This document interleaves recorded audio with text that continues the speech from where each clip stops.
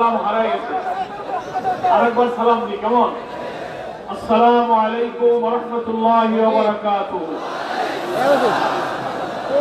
সবাই আল্লাহর কাছে ভালো আছেন আপনারা সবাই? 5ই আগস্ট 24শে জুলাই অভ্যুত্থানের মধ্য দিয়ে যে নতুন বিজয় অর্জিত হলো, তার আগে আপনারা কেমন ছিলেন? ভালো ছিলেন না ছিলেন না? ভালো ছিলেন না, এখন ভালো আছেন? আলহামদুলিল্লাহ, আলহামদুলিল্লাহ রাব্বিল আলামিন। সালাতু ওয়াস সালামু আলা সাইয়্যিদিল মুরসালিন ওয়া আলা আলিহি ওয়া সাহবিহি আজমাইন। বাংলাদেশ জামাত ইসলামী ভোলা জেলা শাখার উদ্যোগে আয়োজিত আজকের ঐতিহাসিক কর্মী সম্মেলনের সংগ্রামী সভাপতি, বাংলাদেশ জামাত ইসলামী কেন্দ্রীয় মজলিস শুরার সম্মানিত সদস্য, ভোলা জেলার সম্মানিত আমির, বিশিষ্ট শিক্ষাবিদ মাস্টার জাকির হোসেন, আজকে আপনারা লক্ষ্য করছেন আমাদের সভামঞ্চে উপস্থিত বাংলাদেশ জামাত ইসলামী সম্মানিত সহকারী সেক্রেটারি, কেন্দ্রীয় নির্বাহী পরিষদের সদস্য, বরিশাল অঞ্চলের অঞ্চল পরিচালক এবং আজকের এই অনুষ্ঠানের সম্মানিত বিশেষ অতিথি, বৃহত্তর বরিশালের কৃতি সন্তান অ্যাডভোকেট মোয়াজ্জেম হোসেন হেলাল। ক্যামেরা রাখা সবাই বসো বসো, পিছনে সবাই একটু দেখো। বাংলাদেশ জামাত ইসলামী কেন্দ্রীয় পরিষদ সদস্য, বরিশাল মহানগরীর সংগ্রামী আমির, কেন্দ্রীয় পরিষদ সদস্য, জননেতা মোহাম্মদ বাবর। আজকের এই সম্মেলনে বিশেষ অতিথি হিসেবে এই ভোলার এক কৃতি সন্তান চট্টগ্রামে অবস্থান করলেও এই ভোলার ঐতিহাসিক সম্মেলনে অংশ নিয়েছেন কেন্দ্রীয় মজলিস শুরার সদস্য, আমাদের প্রিয় কাফেলা শহীদ কাফেলা বাংলাদেশ ইসলামী ছাত্র শিবিরের সাবেক কেন্দ্রীয় সভাপতি জননেতা আল রহমান ওবায়দুল্লাহ। আজকের সভামঞ্চে অনেক নেতৃবৃন্দ উপস্থিত আছেন, কেন্দ্রীয় মজলিস শুরার সদস্য, অঞ্চল টিমের সম্মানিত সদস্যবৃন্দ, জেলা উপজেলার সম্মানিত নেতৃবৃন্দ, দায়িত্বশীলবৃন্দ, বন্ধু সংগঠনের অনেক নেতৃবৃন্দ এখানে এসেছেন, সাংবাদিক, গণমাধ্যমের সাথে কর্মরত আমার প্রিয় বন্ধুগণ এখানে আছেন, মুআজ্জাজ উলামায়ে কেরাম, এবং আজকের এই মাঘ মাসের বেশ শীতের প্রতিকূল পরিবেশকে উপেক্ষা করে দ্বীপ বেষ্টিত জেলা ভোলার 7টি উপজেলার প্রত্যন্ত অঞ্চল থেকে আজকের এই ঐতিহাসিক ময়দানের সমবেত আমার প্রিয় ভোলাবাসী। আপনাদের এই সম্মেলনকে আমি ঐতিহাসিক বলেছি এ কারণে, আমি এখানে এসে জানলাম যে এত বড় ঐতিহাসিক সম্মেলনে ভোলা জামাত ইসলামের এর আগে আর হয়নি। আপনারা কি আগে দেখেছেন এত বড় সম্মেলন? আলহামদুলিল্লাহ, এটাকে আপনারা ঐতিহাসিক বলবেন না? আজকের এই ঐতিহাসিক সম্মেলন বাংলাদেশের ইসলামী আন্দোলনের ইতিহাসে, ভোলার ইসলামী আন্দোলনের ইতিহাসে একটি অংশ হয়ে থাকবে ইনশাআল্লাহ। আর আমার বিশেষ কৃতজ্ঞতা মহান আল্লাহ শুকরিয়া আমি আলাদাভাবে জানাই। এটা বড় করে দেন, আমি এটার উপর ট্যাগ দেব। আফসোস ছিল, জেলা সাহেবদেরকে বলতাম প্রায় যে ভোলায় আমার কখনো কোনোদিন সফর হয় নাই, আসা হয় লাগবো না। এটা আমার আজকে প্রথম ভোলায় আগমন। তো আমার ভোলার আগমনেই এই ঐতিহাসিক সম্মেলনে এই যে প্রায় লাখ জনতার সঙ্গে দেখা হলো, এ কারণে আমরা এই সম্মেলনের প্রতি আল্লাহ তাআলার যে করুণা, যে রহমত দেখতে পাচ্ছি, সেই রহমান রাহিমের কাছে আবারও আমরা হৃদয়ের সমস্ত তৃপ্তি দিয়ে শুকরিয়া জানাই। আলহামদুলিল্লাহ, আলহামদুলিল্লাহ, আলহামদুলিল্লাহ। আমরা আজকে সম্মেলনের শুরুতে আমাদের সেই ইসলামী আন্দোলনের যে নিবেদিত প্রাণ কর্মী বোরহানউদ্দিন উপজেলা থেকে এই সম্মেলনে যোগ দিতে আসার পথে হার্ট অ্যাটাক করে ইন্তেকাল করেছেন আমাদের নিবেদিত কর্মী ভাই আব্দুল হালিম। তার জন্য আল্লাহ তাআলার কাছে আমরা মাগফিরাত চাই। ভাই আল্লাহ, তোমার এই বান্দা নেক উদ্দেশ্যে দ্বীনের এই কাজের সম্মেলনে আসার জন্য রওনা হয়েছিল, তার যাবতীয় জীবনের গুনাহখাতা মাফ করে এই ইখলাসকে কবুল করে তুমি তাকে মাফ করে দাও, তাকে তুমি জান্নাতুল ফেরদৌসের উচ্চ মর্যাদা দান করো। আমি আজকের এই ঐতিহাসিক সম্মেলনে স্মরণ করছি জুলাই অভ্যুত্থানের যে বিপ্লব না হলে আজকের ঐতিহাসিক কর্মী সম্মেলনে আপনারা আমরা আসতে পারতাম না। সেই জুলাই গণ অভ্যুত্থানে এই ভোলার 52 জন তরুণ ছাত্র জনতা জীবন দিয়েছে। কেউ রাজধানী ঢাকায় আর একজন হচ্ছে ভোলায়। লক্ষ কোটি জনতার এই ঐতিহাসিক রক্তাক্ত বিপ্লবের এই 52 জন হচ্ছেন গর্বিত অংশীদার। হাজার হাজার লোক আহত হয়েছে। 2000 ছাত্র জনতাকে হত্যা করা হয়েছে নির্মমভাবে। প্রায় 40,000 ছাত্র জনতা আহত হয়েছে। হাত নেই কারো, পা নেই, চোখ নেই। অনেককে আমরা দেখতে গিয়েছি, আমাদের সান্ত্বনার ভাষা নেই, মাথার মগজ বেরিয়ে গেছে, বাসায় ঘরে আহাজারি করছে। সেই রক্তাক্ত শহীদদের কারো মা, কারো স্ত্রী, কারো সন্তান, কারো পিতা, যাদের চোখের পানি, তাদের কান্নার কোনো জবাব আমরা দিতে পারিনি। আজকে সেই আহত ক্ষত বিক্ষত চিহ্ন নিয়ে যারা বেঁচে আছেন, কেউ হাসপাতালে, কেউ দেশের বাইরে, কেউ বাসা বাড়িতে কান্নাকাটি করছেন।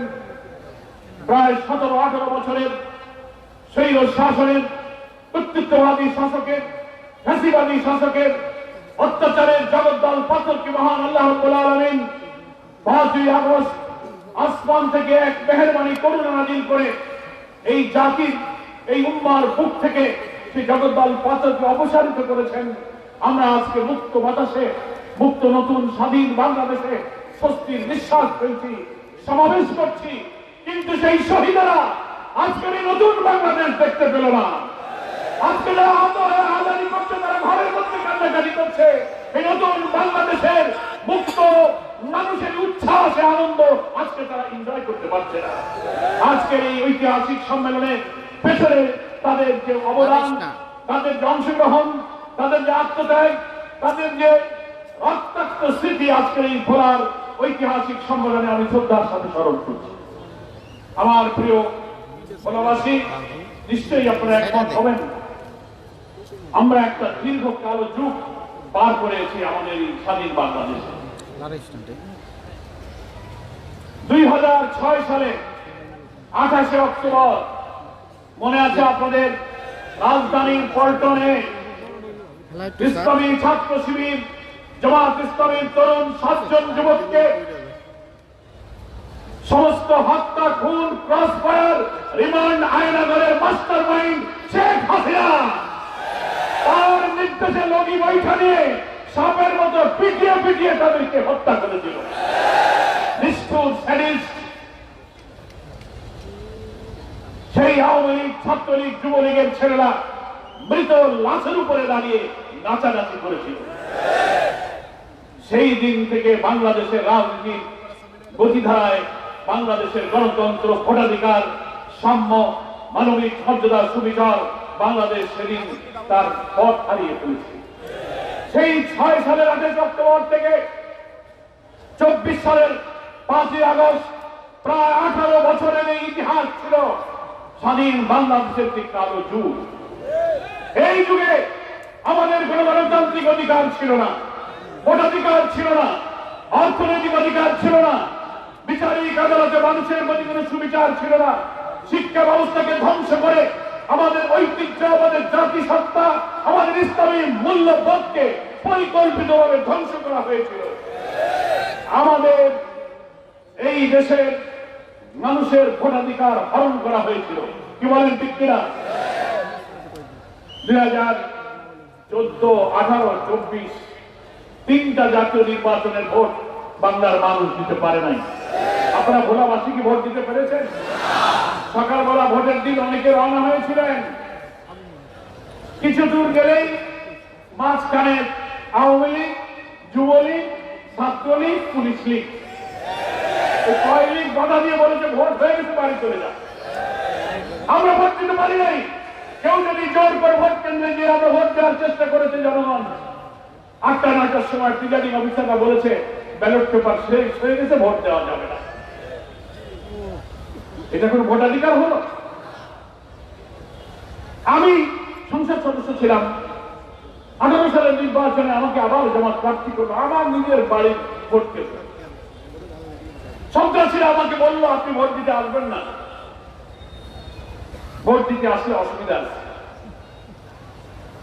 সারা বাংলাদেশের মানুষের কথা তো জানলেন, মানে আমার বাড়িতে একজন এমপি তার বাড়ির কাছে ভোট কেন্দ্রের কথাটা উদাহরণের জন্য বলছি। আমার বাচ্চারা ছেলে মেয়েরা বললো যে আমরা ভোট দিতে যাবো, বলতো না যাও। তারা গেল, তাদেরকে ঠেকিয়ে দিল রাস্তায়, বলে না ভোট দেওয়া যাবে না। তারা খুব রাগান্বিত হয়ে কাঁদতে কাঁদতে কষ্ট করে বললো আমার আব্বা নির্বাচনে দাঁড়িয়েছে, আমরা ভোট দিতে পারবো না। জোর করে কেন্দ্রে ঢুকে গিয়েছে। প্রিজাইডিং অফিসার কলিং অফিসাররা বলছে মা তুমি তো জোর করে আসছো, কিন্তু ভোট যে দেবা আমাদের কাছে কোনো ব্যালট নাই। কথা বোঝেন নাই বাংলা? 8টার সময় ব্যালট নাই। আমার আব্বাকে আমি ফোন করলাম, আমার আব্বা তখন জীবিত। আমি কারাগারে আটক থাকা অবস্থায় আমার আব্বা ইন্তেকাল করেছেন, অনেকেই আপনারা জানেন এবং দোয়া করেন। সেই আব্বাকে আমি ফোনে বললাম যে আব্বা আমি তো আসতে পারছি না, আমাকে তো নিষেধ করেছে, আপনি একটু চেষ্টা করেন তো, বাড়ির পরে ভোট কেন্দ্র আপনাকে হয়তো সম্মান করবে। আব্বা বেরিয়ে বৃদ্ধ মানুষ লাঠি হাতে কিছু দূর গিয়ে আমি বললাম যে আব্বা এখানে একজন সেনাবাহিনীর কমান্ডিং অফিসার আছে, উনি তো ঘুরে বেড়াচ্ছেন, আমি ওনাকে ফোনে বলেছি উনি গেলে আপনি তার সাথে কথা বলবেন। সেনাবাহিনী অফিসার গেলেন, আমার আব্বার সঙ্গে দেখা হলো, গাড়ি হাত ইশারা করে থামালেন। আব্বা বললেন যে বাবা আমরা তো ভোট দিতে যেতে পারছি না, আমার ছেলে এমপি প্রার্থী, তুমি একটু দেখো। সেনাবাহিনীর সে অফিসার একজন লেফটেন্যান্ট আমার আব্বাকে বললেন চাচা কিচ্ছু আমাদের করার নেই, আল্লাহকে বলে, বলে আল্লাহকে বলে। এই ছিল 14-18-24 ভোটাধিকার। বাংলাদেশে আমরা এই ভোট আর এইভাবে হতে দেব না। খুনি ফ্যাসিস্ট অত্যাচারী শাসক শেখ হাসিনা এইভাবে আমাদের গণতন্ত্র, আমাদের ভোটাধিকার, আমাদের রাজনৈতিক অধিকার, সাংবিধানিক অধিকার, আদালতের সুবিচার পাওয়ার অধিকার, অর্থনৈতিক অধিকার তারা সব কেড়ে নিয়েছিল। সেই জন্য ইতিহাসে একজন জঘন্য ঘৃণ্য ফ্যাসিবাদী ফ্যাসিস্ট হিসেবে চিহ্নিত হয়ে আছে। ফ্যাসিস্ট কাকে বলে? ফ্যাসিস্ট হচ্ছে কর্তৃত্ববাদী স্বৈর শাসক, কারোর কথা যে শুনবে না, সে যা বলবে তার একটা ইচ্ছা নেই দেশ করবে। খুনি হাসিনা মনে করেছিল আমি আর আমার গোষ্ঠী শেখ পরিবার এই কয়েকজন ছাড়া কারো রাজনীতি, কারো ভোট, ব্যবসা বাণিজ্য, চাকরি, রাজনীতি, সামাজিকতা কোন জায়গায় কারো স্থান হবে না যতদিন সে বেঁচে থাকবে। মনে হয় যে সেই চালাবে, এরকম কর্তৃত্ববাদী মানসিকতা এত দাম্ভিক, এত অহংকারী হয়ে উঠেছিল মানুষ। আমরা 15টা বছর রাজনৈতিক দল আন্দোলন করলাম, নির্বাচন দাও, নিরপেক্ষ ভোট দাও, স্বৈরাচারী তুমি চলে যাও। আমরা পারলাম না, শত শত লোক জীবন দিল, লক্ষ লক্ষ মামলা দিয়ে আমাদেরকে জেলে আটকালো, আন্দোলন বারবার ব্যর্থ হয়ে গেল। কিন্তু বাংলাদেশের গর্বিত সূর্য সন্তান বিশ্ববিদ্যালয়ের ছাত্ররা তাদের ন্যায্য সরকারি চাকরিতে কোটার দাবিতে শুরু হওয়া আন্দোলনকে অত্যাচারী ফ্যাসিস্টের আচরণে ক্ষুব্ধ হয়ে সব দাবি উপেক্ষা করে এক দফায় পর্যন্ত বললে আর কোন দফা নেই, শেখ হাসিনা তুই কবে যাবি। সারা দেশ উত্তাল আন্দোলনে অগ্নিগর্ভ হয়ে উঠল। এই ফ্যাসিবাদের আন্দোলনে রাজনৈতিক দলের অনেক অবদান ছিল, কিন্তু আমরা রাজনীতিবিদরা 3টা নির্বাচন সুস্থ করতে পারিনি। বহু লোক জীবন দিয়েছে, বহু লোক কারাগারে নিহত হয়েছে, বহু মামলা হয়েছে, কিন্তু আমাদের তরুণ ছাত্ররা শেষ পর্যন্ত সেই আন্দোলন নিয়ে আমরা তাদের হাতে তুলে দিয়েছিলাম। আমাদের সন্তানেরা সেই আন্দোলনকে জীবন দিয়ে রক্ত দিয়ে সফলতার মন্দিরে পৌঁছে দিয়েছে।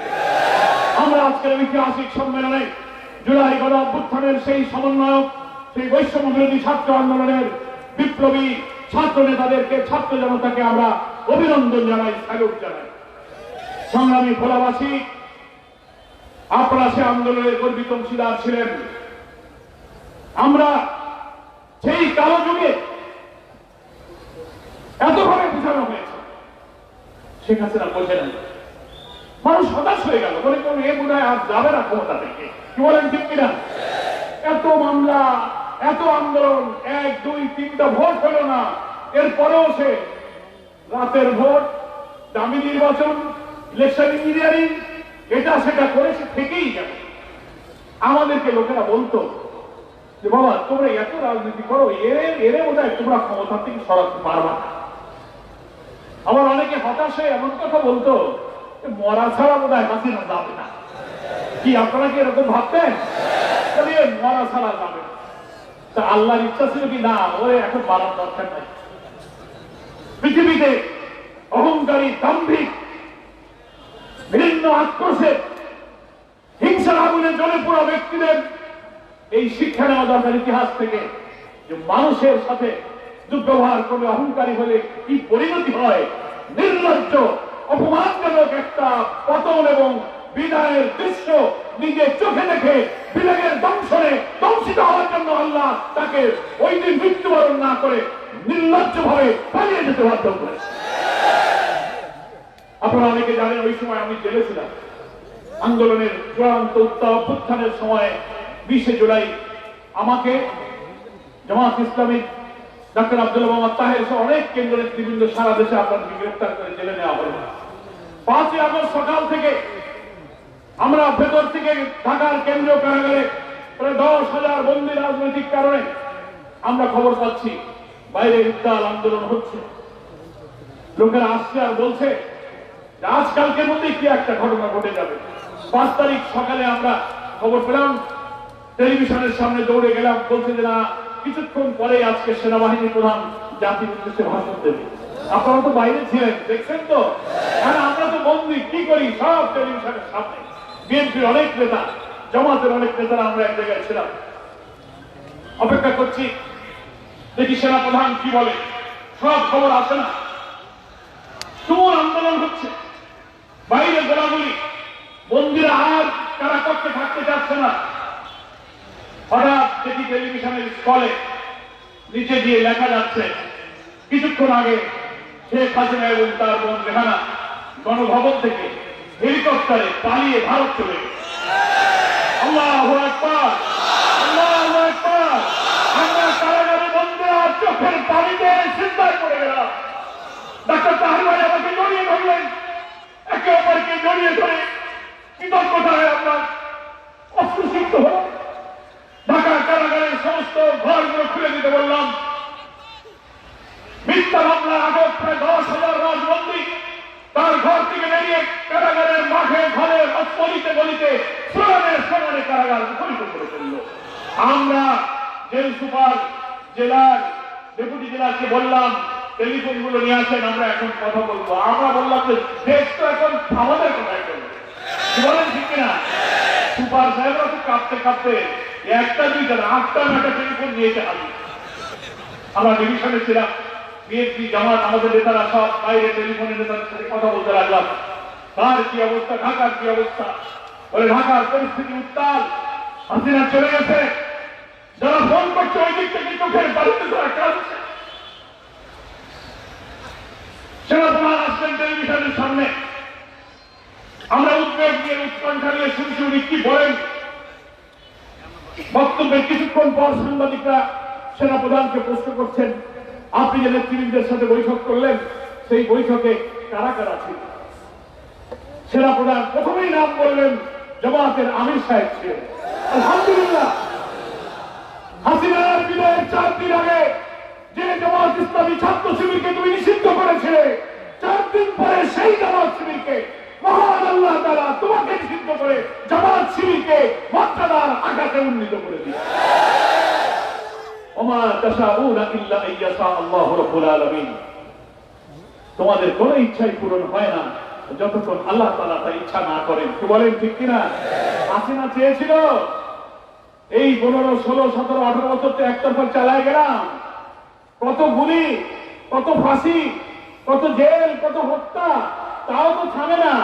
শেষ পর্যন্ত ওর একটা ক্যালকুলেশন হলো কি, থামানো যায় না কেন?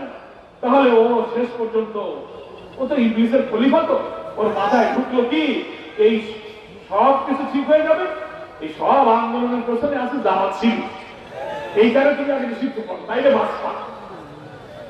পুরা কপাল পোড়ার টাইম হয়ে এরকম হয়। কি বলে ঠিক? দেখবেন প্রচন্ড সাগর আর ঢেউয়ের মধ্যে ডুবন্ত কোন মানুষ যখন ডুবতে থাকে, বাঁচার জন্য কিছু ধরতে পারে না, কোন শ্যাওলা কচুরি পানাও যদি ভেসে যায় ভাবে ওইটা ধরে একটু বাঁচা যায় না। আসলে কচুরি পানা ধরে কি বাঁচা যায়? প্রভাব ছিল জামাত ছিল নিষিদ্ধ করে বোধহয় বাঁচা যাবে, বাঁচা যায়নি। তুমি যে কি অপরাধ করেছ, কত দাম্ভিকতা, কত আত্মহমিকা তুমি দেখিয়েছ। আল্লাহ তাআলা অহংকারীদেরকে হয়তো কিছুক্ষণ ছাড় দেয়, কিন্তু একদম ছেড়ে দেয় না। কি বলেন ঠিক কিনা? আমরাও অনেক সময় নিরাশ হয়ে যেতাম, কিন্তু আশা ছাড়তাম না। যাই হোক, তুমি তো দেখতেছ আপনারা এই ঘোড়াবাসী এখানে এই দীর্ঘ 17-18 বছরে আওয়ামী দুঃশাসনের আমলে আপনারা কত লোক মিথ্যা মামলার শিকার হয়েছেন। বিএনপি জামাত কোন অপরাধ করেনি, বাড়ির থেকে ধরে নিয়ে গিয়ে তাদেরকে মামলা দিয়েছে, জেলে দিয়েছে। কি দেননি বলেন? আমাদের নেতারা বক্তব্য রেখেছেন। বাড়িতে বসে আপনি 4-5 জন সাথে চা খাবেন, ধরে নিয়ে বলবে কি তোমরা নাশকতা ষড়যন্ত্র। ঘুম থেকে ধরে নিয়ে হাতে একটা টুকরা কাটলি দিয়ে বলবে তোমার কাছে বোমা পাবো। কি আজব কথা! এত অহংকারী তুমি। বাংলাদেশের সমস্ত বরেণ্য আলেম ওলামা, ইসলামী আন্দোলনের নেতৃবৃন্দ, ইসলামিক স্কলার, পীর, মাশায়েখ, তাদেরকে তুমি কারাগারে হাজার হাজার লোককে বন্দী করলে। আমাদের প্রিয় নেতা বাংলাদেশ জামাত ইসলামীর আমির মাওলানা মতিউর রহমান নিজামী, আলী আহসান মোহাম্মদ মুজাহিদ, আব্দুল কাদের মোল্লা, মীর কাসেম আলী কামরুজ্জামানের মতো নিরপরাধ ব্যক্তিদেরকে মিথ্যা মামলা, মিথ্যা এজাহার, মিথ্যা বাদী, মিথ্যা সাক্ষী, মিথ্যা বিচারক, মিথ্যা ট্রাইব্যুনাল বানিয়ে তুমি তাদের বৃদ্ধ বয়সে ফাঁসিতে ঝুলিয়ে হত্যা করেছ। অধ্যাপক গোলাম আজম, আল্লামা দেলোয়ার হোসেন সাইদি, মাওলানা আবুল কালাম মোহাম্মদ ইউসুফ, অধ্যাপক নাজির আহমদ, মকবুল আহমদ, সাতক্ষীরার আব্দুল খালেক মন্ডল, এই সমস্ত বর্ষিয়ান 70, 80, 90, 93 বছর লোকদেরকে গ্রেফতার করে কারাগারে ঢুকিয়ে তীরে তীরে মৃত্যুর দিকে তুমি ফেলে দিয়েছ। ইসলামী মূল্যবোধ, নৈতিক চিন্তা চেতনা সব ধ্বংস করে মিথ্যাচার করে তুমি অহংকারে শেষ সীমায় চলে গিয়েছে।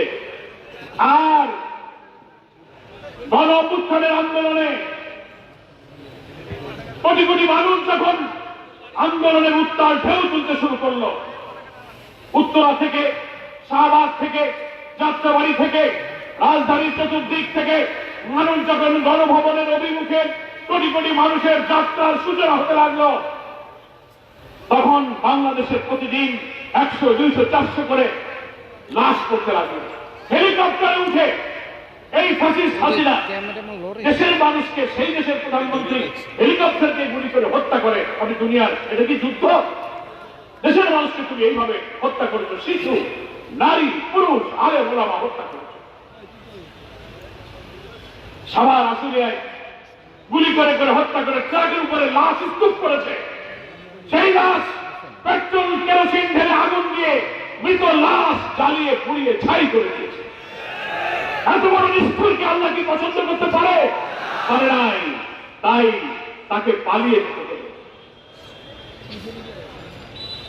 ইতিহাসে অনেক পতিত স্বৈরাচারের ইতিহাস আমরা জানি। শেখ হাসিনাকে নির্লজ্জ বিদায় হয়েছে। এখন কি অবস্থা? উনি চলে গেলেন, কোথায় চলে গেলেন? আমরা বলেছি যেখানকার মাল সেখানেই চলে গেছে। কি বলেন ঠিক কিনা? যেখানকার মাল সেখানেই। আর যাইও তো শান্তিতে নাই, পাগল হয়ে গেছে, অস্থির হয়ে গেছে। ষড়যন্ত্র, বিভিন্ন এজেন্সিকে কাজে লাগানো, মাঝে মাঝে অডিও ভিডিও দিয়ে বক্তব্য ছেড়ে দেয়। ইউটিউব, ফেসবুক দেখেন না, আসে এদেশের থেকে ওনার মুরিদরা বলে, আপা দেশের অবস্থা ভালো না, আপনি আসেন, আমরা আছি। আর উনি বলেন যে তোমরা চিন্তা করো না, আমি কাছাকাছি আছি, ঢুকে পড়বানি যে কোনো সময়। পরে ঢুকার পর বাংলাদেশের এত বড় খুনি ফ্যাসিস্ট পরিবারের সাথে কি আচরণ করে ঢুকতে পারলে পরে আপনি দেখতে পারবেন। চলে গেলেন কেন? ওই দিন যদি গণভবনে থাকতেন, দুপুর বেলা রান্না ভাত, খাওয়া দাওয়া, হাঁস, মুরগি, শাক সবজি, লেকের রুই মাছ সব ফেলে আপনি চলে গেলেন। কত মায়া লাগে। এত উন্নয়ন, এত আস্থা, জনগণ আপনার একেবারে কলিজার ঘিলু, আপনি চলে গেলেন কেন? পালান কেন? পালায় যায় কারা? পালায় চোর। তারাই ডাকাত, তারাই খুনি, তারাই মিথ্যাবাদী। ওই দিন আপনি গণভবনে থাকলে বুঝতে পারতেন কোটি মানুষের এই জনতার দল যদি আপনাকে হাতে পেত আপনার কি পরিণতি হতো ইতিহাস তা দেখতে পেত। আপনি চলে গেছেন, এখন আবার শর্ট করে বলে আসি কাছাকাছি ঢুকে পড়বেন, ঢুকে পড়েন না। এই বাংলাদেশের মানুষ এত বড় খুনি, এত বড় ফ্যাসিস্টকে আর বাংলাদেশের রাজনীতিতে নৈতিকভাবে আইনগতভাবে কোন অধিকার দেবে না, দেবে না। অনেক সাংবাদিকরা প্রশ্ন করে যে ভাই আওয়ামী লীগের ব্যাপারে আপনাদের বক্তব্য কি? এই যে বক্তব্য দিলাম, এটাই বক্তব্য। আসেন, the people will decide। এত বড় খুনি, এত বড় গণতন্ত্র হরণকারী, ভোটাধিকার হরণকারী, আলে ওলামা, বৃদ্ধ বয়সী তাদেরকে জীবনে যারা একটা মিথ্যা বলে নাই, একটা টাকা হারাম খায় নাই, কারো হক নষ্ট করে নাই, তাদেরকে তুমি ফাঁসিতে ঝুলিয়ে হত্যা করেছ। আল্লাহ মানুষকে বলছে তোমার হৃদয় কাঁপেনি। এত বড় পাষাণ বাংলাদেশে ঢুকলে কি হবে? ঢুকে দেখো একবার কি হয়। আমার প্রিয় ভোলাবাসী, তাই আমরা বলি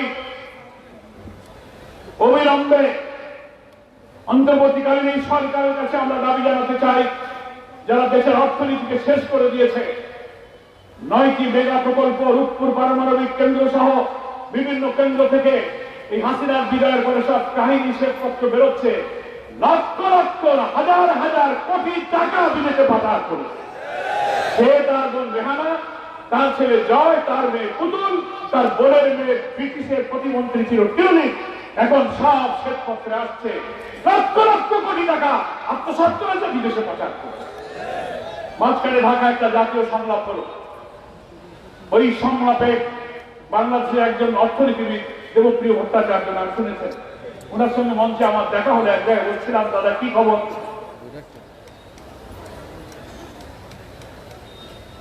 শেখ হাসিনার এই শৈল শাসন যুগের লুটপাটের জন্য একটা শ্বেতপত্র প্রকাশের জন্য একটা কমিশন গঠন করছে গভর্নমেন্ট। দেবপ্রিয় ভট্টাচার্যকে সেই কমিশনের চেয়ারম্যান করা হয়েছে। আমি ওনাকে জিজ্ঞেস করলাম কি অবস্থা? আমার বলল, পড়ার ভাই, যদি আমাকে এই অন্তর্বর্তীকালীন সরকারি শ্বেতপত্র প্রকাশে তদন্তের দায়িত্ব না দিত, তো শেখ হাসিনা যে কি পরিমাণ লুটপাট করেছে এই জাতিটা জানতে পারত না। না গেলে তো শুভঙ্করের কথা ধরা যায় না, কি বলেন? থাকা অবস্থায় যা উনি বক্তৃতা বিবৃতি দিয়েছেন, মনে হচ্ছে এত বড় গ্রেফতার নাই। যাওয়ার পরে সব আকাঙ্ক্ষা সব বেড়ে গেছে।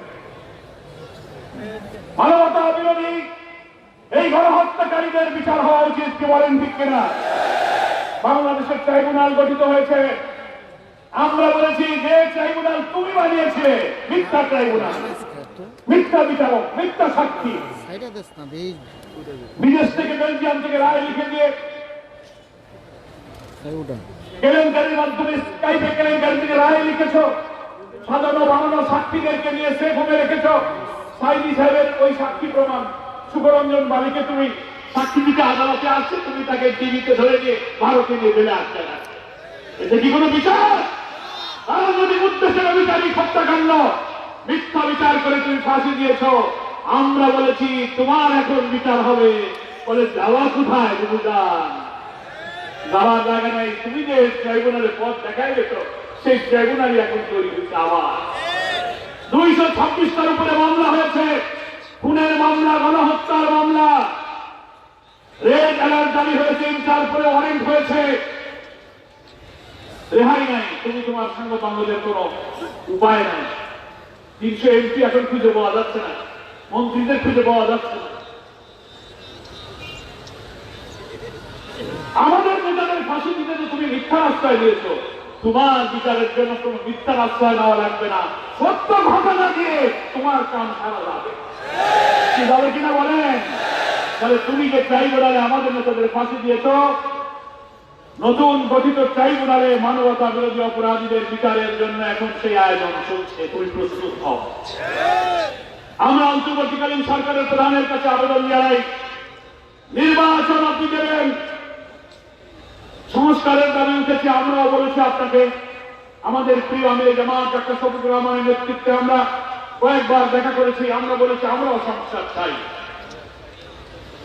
কিন্তু রাষ্ট্রের সমস্ত অর্গান সমস্ত বিভাগ পলিটিসাইজ হয়েছে, করাপ্ট হয়েছে।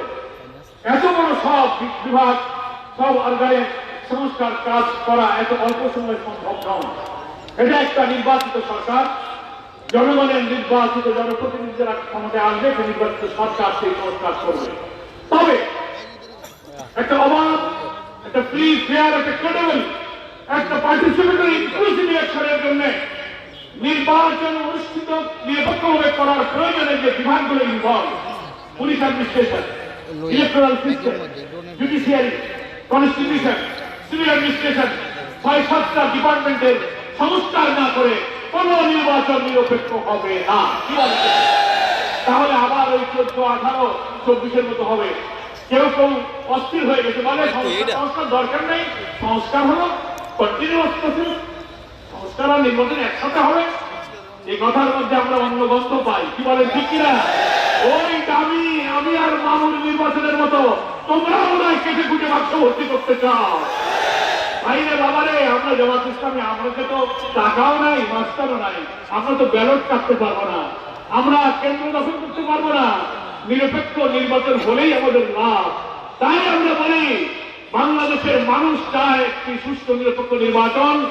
নির্বাচনের জন্য যে ন্যূনতম সংস্কার প্রয়োজন, সেই সংস্কার শেষ করুন।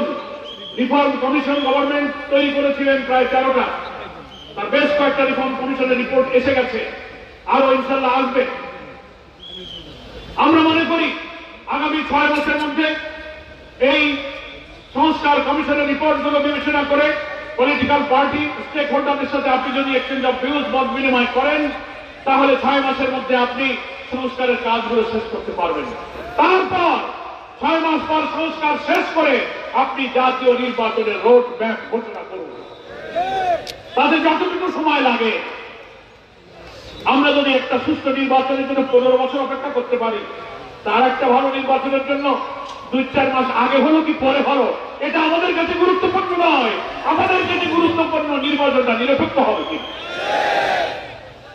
ততটুকু সময় দিতে জামাত ইসলামী রাজি আছে।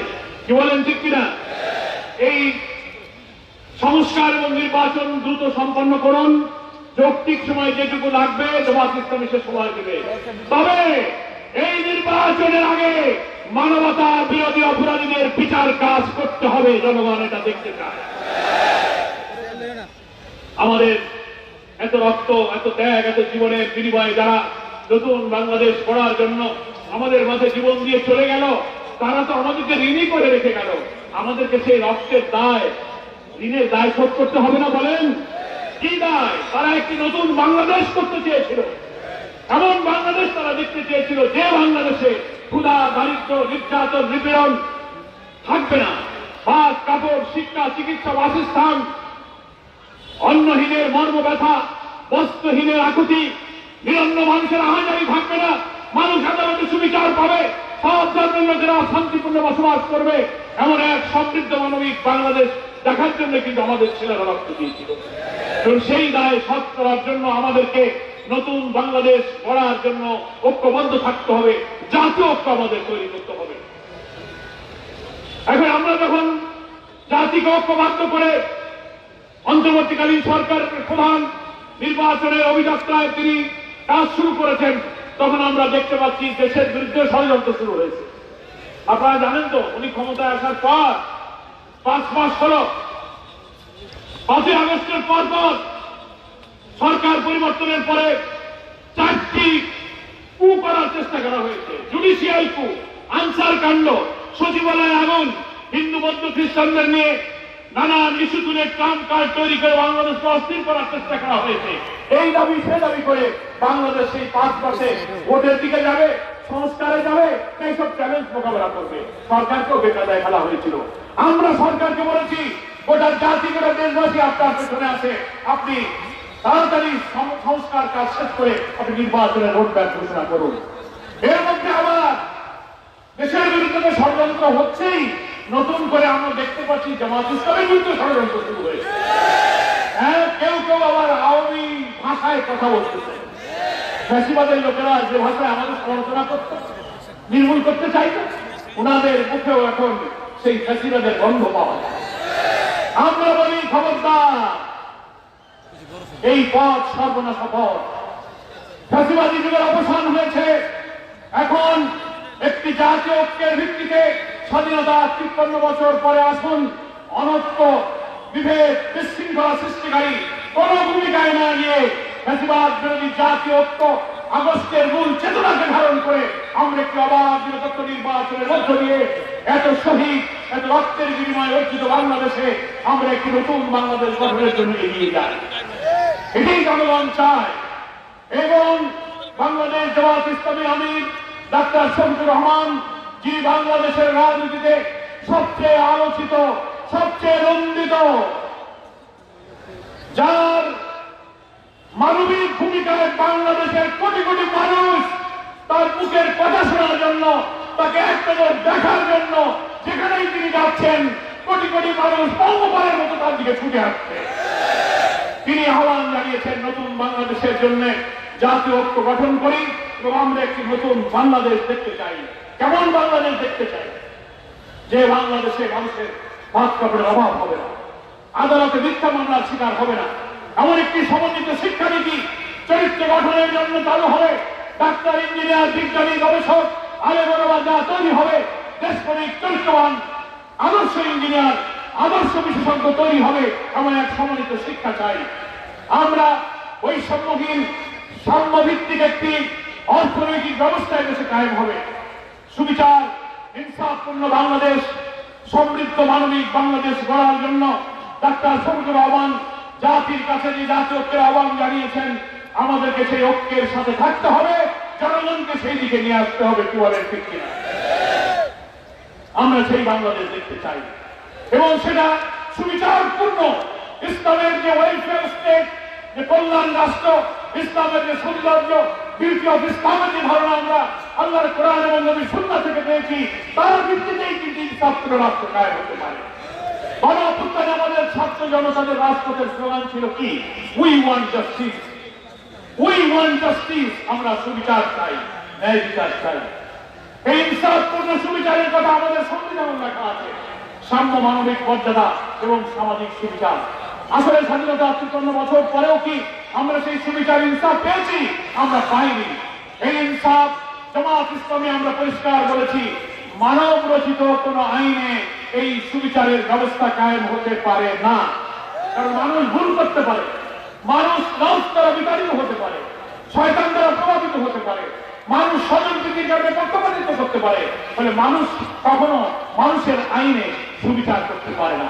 সুবিচারের আসল বিধান হলো আসমান থেকে নাজিল হওয়া ঐশী জ্ঞানের ভিত্তিতে পবিত্র কোরআনে যে সুবিচারের শিক্ষা দেওয়া হয়েছে, সেটাই হচ্ছে সুবিচারের ব্যবস্থা। আল্লাহ তাআলা কোরআন শরীফে পরিষ্কার করে বলছেন সূরা হাদীদের মধ্যে, লাকাদ আরসালনা রুসুলানা বিল বাইয়িনাতি ওয়া আনজালনা মা'হুমুল কিতাবা ওয়াল মিজান লিয়াকুমা আন-নাসু বিল কিসত ওয়া আনজালনা আল হাদীদ ফীহি বাসুন শাদীদ ওয়া মানাফিউ লিন-নাস। আপনারা সবাই জানেন, মুআজ্জাজ উলামায়ে কিরাম জানেন, আল্লাহ এখানে ইনসাফের কথা বলছেন। লিয়াকুমা আন-নাসু বিল কিসত, নাস মানে মানুষ, হিন্দু, মুসলিম, বৌদ্ধ, খ্রিস্টান, ধর্ম, বর্ণ নির্বিশেষে সমস্ত মানুষ, হোল ম্যানকাইন্ড, হোল হিউম্যানিটিকে বোঝানো হয়েছে। কুম মানে প্রতিষ্ঠিত হওয়া, স্থাপিত করা, প্রতিষ্ঠিত হওয়া, এস্টাবলিশ করা, কায়েম করা। কিসত মানে হচ্ছে সুবিচার। সূরা হাদীদে কিসতের ব্যাখ্যা করা হয়েছে জাস্টিস, ইনসাফ, ন্যায় বিচার। সমাজে যার যা প্রাপ্য তা সে পাবে, এটার নাম হচ্ছে কিসত। আল্লাহ বলছেন লিয়াকুমা আন-নাসু বিল কিসত, সমস্ত বিশ্ব মানবতাকে সুবিচারে প্রতিষ্ঠা করার জন্যই আমি রাসূলগণকে পাঠিয়েছি, বাইয়িনা পাঠিয়েছি, মিজান পাঠিয়েছি, কিতাব পাঠিয়েছি। তারাই এসে একটি রাষ্ট্র শক্তির মধ্য দিয়ে এই সুবিচার কায়েম করবে। এটাই হচ্ছে প্রকৃত সুবিচারের জ্ঞান, যা আল্লাহ তাআলা আসমান থেকে নির্ভুল জ্ঞানের উৎস, ওহীর জ্ঞানের ভিত্তিতে কোরআনে যে সুবিচারের শিক্ষা দেওয়া হয়েছে। আমরা বাংলাদেশে এই কোরআন এবং সুন্নাহর ভিত্তিতে প্রকৃত সুবিচারের ভিত্তিতে একটি কল্যাণ রাষ্ট্র গঠন করতে চাই। এই রাষ্ট্রই হচ্ছে নতুন বাংলাদেশ। ৫ই আগস্টের পরে আমাদের সেই নতুন বাংলাদেশ গড়ার অভিযাত্রায় আমাদের সেই পথ আমরা খুলে নিয়েছি। এখন জনগণের মতামতের ভিত্তিতে জনগণকে ইসলামের এই সুশিক্ষা, ইসলামের এই সৌন্দর্য, ইসলামের এই কল্যাণের দিকে জনমত তৈরি করে ভোটের মাধ্যমে নিয়মতান্ত্রিক পন্থায় সরকার পরিবর্তন করে আমরা সেই নতুন বাংলাদেশ গড়তে চাই। কোন বিশৃঙ্খলা, হটকারিতা, অনিয়মতান্ত্রিক পদ্ধতিতে আমরা সরকার পরিবর্তনে বিশ্বাস করি। জামাত ইসলামী গঠনতন্ত্রে এই democratic system of politics, parliamentary system of পলিটিক্সকে আমরা এখানে অনুমোদন করে বলেছি মুসলিম অধ্যুষিত জনপদে জনমত আমরা যদি জোগাড় করতে পারি, 300 আসনের পার্লামেন্টে যদি 151 জন এমপি আমরা পাঠাতে পারি, ইসলামী দল মত কল্যাণ রাষ্ট্রের আকাঙ্ক্ষী ব্যক্তিরা যদি ঐক্যবদ্ধ হয়ে আমরা এবার একটু জেগে উঠতে পারি, এই কল্যাণ রাষ্ট্র, এই নতুন বাংলাদেশ আমরা ইনশাল্লাহ করতে পারবো। সবাই কি সেই কাজে আপনারা সময় শ্রম ব্যয় করতে রাজি আছে? আমার প্রিয় ভাইরা, সেই বাংলাদেশের জন্য লড়াই চলছে। এই লড়াইতে আমাদের বিরুদ্ধে, দেশের বিরুদ্ধে ষড়যন্ত্র যতই হোক আমরা অস্থির হব না, আমরা মাথা ঠান্ডা রাখবো। যত কথা বলো আমরা আমাদের ঠিক লক্ষ্যে পৌঁছাতে চাই। কি বলেন? আজকের এই ঐতিহাসিক ভোলার কর্মী সম্মেলনে এসে জানতে পারলাম, আমরা আগেও জানি অনেক সমস্যা আপনাদের সমাধান হয়নি। এটা কি এই মানবরচিত আইন আর এই চোর ডাকাত অসৎ নেতৃত্বের মাধ্যমে কি সম্ভব হবে? আমরা যদি সব নেতৃত্ব পার্লামেন্টে পাঠাতে পারি, এখনো তো দেখতে পাচ্ছি একেবারে সেই সচিবালয়, ডিসি, আমলা, এসপি, ওসি, ইউনো, এসআই, রন্ধে রন্ধে every key point of the state, রাষ্ট্রের সব যন্ত্রে সেই 17-18 বছরের আওয়ামী দোসররা যারা দায়িত্ব পালন করত, রাষ্ট্রযন্ত্রের বেশিরভাগ জায়গায় এখনো সেই ফেসিবাদের দোসররা কিন্তু ঘাটতি মেরে বসে আছে। প্রশাসন থেকে ফেসিবাদের দোসরদেরকে পরিচ্ছন্ন করে ঝাঁকিয়ে বিদায় করুন। সৎ ন্যায় এবং যারা অতীতের সরকারের সময় ডিপ্রাইভ হয়েছে, বঞ্চিত হয়েছে, বৈষম্যের শিকার ছিল, তাদেরকে পদায়ন করে পোস্টিং করে প্রশাসন যন্ত্রকে ফেলে সাজাতে হবে। আর আগামী নির্বাচনে সব নেতৃত্ব নির্বাচন হলেই ভোলাবাসী তথা বাংলাদেশের মানুষের সমস্যার সমাধান ইনশাল্লাহ হবে। আর এটা আশ্চর্যের কথা, যে ভোলা থেকে গ্যাস উত্তোলন হয়, যে মাটিতে এত বিশাল রাজস্ব, বিশাল জাতীয় সম্পদ, সেই ভোলার কোটি কোটি মানুষ সেই গ্যাস পাবে না, অন্য জায়গায় চলে যাবে। বাবা অন্য জায়গায় যাক, আমরা দেবো, আগে তো নিজে বাঁচবো। কি বলেন? ঠিক আমার মা চাষিরা আমার বাড়ি ঘরে গ্যাস পাবে না, আমার গ্যাস নিয়ে আরেক জায়গায় জ্বালাবা, তোমাদের দেবো, আগে তো আমার বাঁচতে। এই জন্য অন্তর্বর্তীকালীন সরকারের কাছে আমার দাবি থাকবে, আমরা সুযোগ পেলে আমরা উপদেষ্টাদের সাথে কথা বলার সুযোগ পাই, আপনাদের দাবিগুলো আমরা নিয়ে যাচ্ছি। অবশ্যই গ্যাস ডিস্ট্রিবিউশনের দায়িত্বে যারা আছেন, ভোলাবাসীর উপরে সুবিচার করুন। উই ওয়ান্ট জাস্টিস, এই ফোরন গণঅভ্যুত্থানের ফোরন, ভোলাবাসীর উপরে বিচার করা যাবে না, ঘরে ঘরে গ্যাস দিতে হবে। কেন বরিশাল থেকে ভোলা পর্যন্ত এখনো সেতু হয় না? হ্যাঁ, সেতু তো নিজের বাড়ির কাছে গুলো কায়দা করে বাপের নামে, ছেলের নামে, মার নামে, খালার নামে সেতু আর সেতু। কিন্তু বাংলাদেশ থেকে বিচ্ছিন্ন, চারিদিক থেকে দ্বীপ, এই একটা জেলা, আপনি একটা বড় ব্যবধান হয়ে গেছে। যদি বরিশালের সাথে ভোলার একটা সেতু হয়, হ্যাঁ, সেই সেতুটা একদিকে পাস হয়ে গেল, কোন কারো হাতে সেটাকে বাতিল করা হলো? আমরা আজকে দাবি করছি, বাংলাদেশের এখন সবচেয়ে গুরুত্বপূর্ণ সেতু হলো ভোলা এবং বরিশালের এই সেতু। এই বিশাল নদীর উপরে সেতু সংস্থাপিত হলে অবহেলিত ভোলাবাসীর সঙ্গে বাংলাদেশের রাজনৈতিক, অর্থনৈতিক, আর্থসামাজিক জীবনের যে নতুন দিগন্ত পরিবর্তন সূচিত হবে, তার জন্য এখন আর কোনো কাজ নেই। প্রথম কোন বড় সেতু হলে এই ভোলা বরিশালের সেতু নির্মাণ করতে হবে। মেডিকেল কলেজ, পাবলিক ইউনিভার্সিটি কেন ভোলায় হলো না? এখানে তো কত বড় বড় জাতির পরিচিত জাতির গিরুরা দীর্ঘকাল এমপিগিরি মন্ত্রীগিরি করেছে, অথচ আপনি আপনার জেলায় আপনি একটা ইউনিভার্সিটি আনতে পারেন নাই, একটা মেডিকেল কলেজ আনতে পারেন নাই। আমাদের ঢাকার থেকে এসে, বরিশাল থেকে এসে মেডিকেল কলেজ, ইউনিভার্সিটি করতে হয়। যারা ভোলা থেকে বারবার এমপি মন্ত্রী হয়েছেন তাদের লজ্জা লাগে না? অবিলম্বে এখানে মেডিকেল কলেজ, পাবলিক ইউনিভার্সিটি এগুলো দিতে হবে। লঞ্চ টার্মিনাল গুলো আধুনিকীকরণ করতে হবে। সেতু যেহেতু নেই, নৌপথে আমাদের এখানকার লোকদের যাতায়াত। কি বলেন? ফলে আপনাদের এই টার্মিনাল গুলোকে মডার্নাইজ করতে হবে। বিচ্ছিন্ন উপজেলা মনপুরাকে বিদ্যুতের ক্ষেত্রে জাতীয় গ্রিডের আনা লাগবে, জাতীয় গ্রিডের আনতে হবে, দুঃখ কষ্ট লাঘব করতে হবে। এই দাবির সঙ্গে আপনাদের স্লোগান, আপনাদের ভালোবাসা, আপনাদের বেদনার সাথে আমি জামাত ইসলামীর জামাতের পক্ষ থেকে, কেন্দ্রের পক্ষ থেকে আমি সমর্থন ব্যক্ত করছি। আমরা উপদেষ্টা, প্রধান উপদেষ্টাদের সাথে কথা বলার সুযোগ যখন হবে আপনাদের বিষয়ে ইনশাআল্লাহ আমরা কথা বলবই। আমার প্রিয় ভাইরা, আপনারা আজকে এই সম্মেলনে এসে কেমন লাগছে? ভালো লাগছে তো নাকি বলেন? এখন চলে যাবেন না? 2-1 মিনিট বলবো, থাকলে কিন্তু ফাঁসি দেওয়া লাগবে। দুপুরে ফাঁসি দেবেন? আমার বাড়ি কিন্তু ভুল নাই, ঠিক আছে? এক সময় বৃহত্তর এই বরিশাল আর খুলনা আমরা একসাথে ছিলাম। এদিকের নাম শুনলে আমার মনে হয় যে না, আমিও এই দিকের লোক। আমার জীবনে প্রথম ঘোরা এসে আপনাদের দেখে খুব ভালো লাগলো। আপনাদের চেহারাগুলো দেখে আমি খুব স্বস্তি পাচ্ছি। আজকের এই কর্মী সম্মেলন আগামী দিনে ঘোরার ইসলামী আন্দোলনকে বাংলাদেশের জন্য একটি দুর্জয় ঘাঁটিতে ইনশাআল্লাহ পরিণত করবে। 7টি উপজেলার প্রত্যেকটি ইউনিয়নে, ওয়ার্ডে, গ্রামে, পাড়ায় পাড়ায়, মহল্লায় মহল্লায় জামাত ইসলামের ইউনিট গঠন করতে হবে। পারবে? যারা কর্মী তাদের মান বাড়াতে হবে, দাওয়াতি ইউনিট বাড়বে। নির্বাচনের আগে প্রতিটি ভোট কেন্দ্রের যত ভোটার আছে তাদের কাছে সহযোগী সদস্য ফরম পূরণ করানোর জন্য বাড়ি বাড়ি যাইতে হবে। আগামী জাতীয় নির্বাচন ইনশাআল্লাহ হবে। আমরা আজকে আবারও দাবি করছি, এখানে গণমাধ্যমের কর্মীরা আছেন, নিরপেক্ষ তত্ত্বাবধায়ক সরকারের অধীনে তো হতেই হবে। আর যেটাকে নতুন একটা আধুনিক পদ্ধতি, বিশ্বের অনেক উন্নত দেশে সেই পদ্ধতি চালু আছে, প্রায় 62 অধিক দেশে সংখ্যানুপাতিক পদ্ধতি, যেটাকে প্রপোর্শনাল রিপ্রেজেন্টেশন পিআর পদ্ধতি বলা হয়।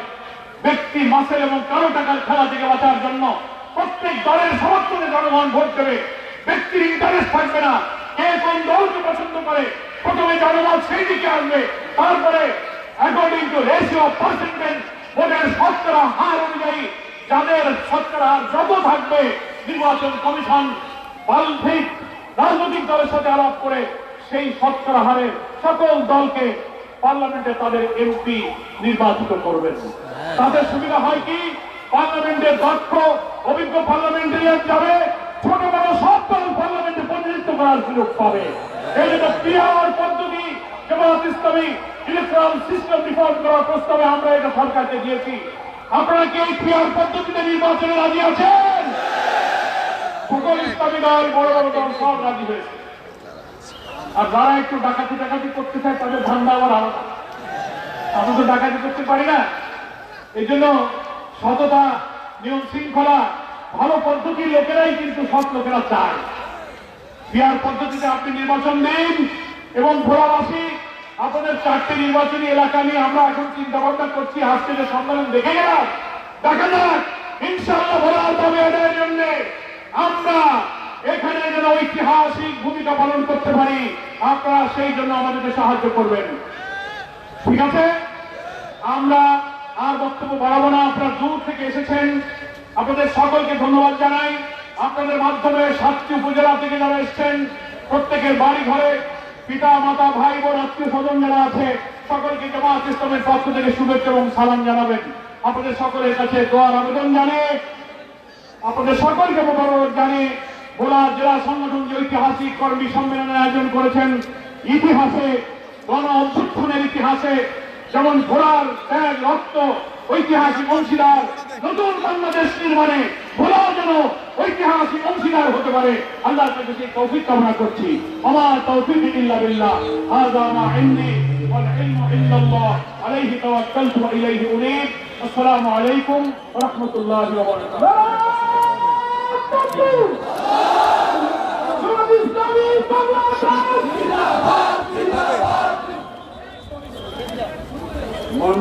মনপুরা থেকে হেলাল, তার ছেলে পাওয়া গেছে হেলাল, মনপুরা আগস্টিয়া একটা বাচ্চা পাওয়া গেছে।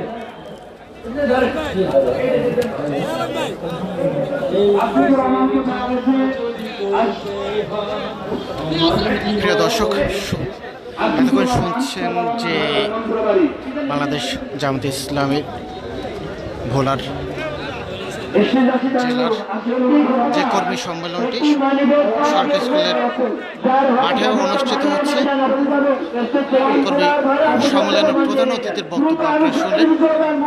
প্রধান অতিথির বক্তব্য পক্ষ নিয়ে আজকের মতো সমাপ্তি ঘটলো যে বাংলাদেশ জামায়াতে ইসলামের কর্মী সম্মেলনের সমাপ্তি। একে একে করে দূর দূরান্তের মানুষগুলো এখনই যার যার গন্তব্যে যাওয়ার জন্য এরই মধ্যে মাঠ ত্যাগ করা শুরু করেছে।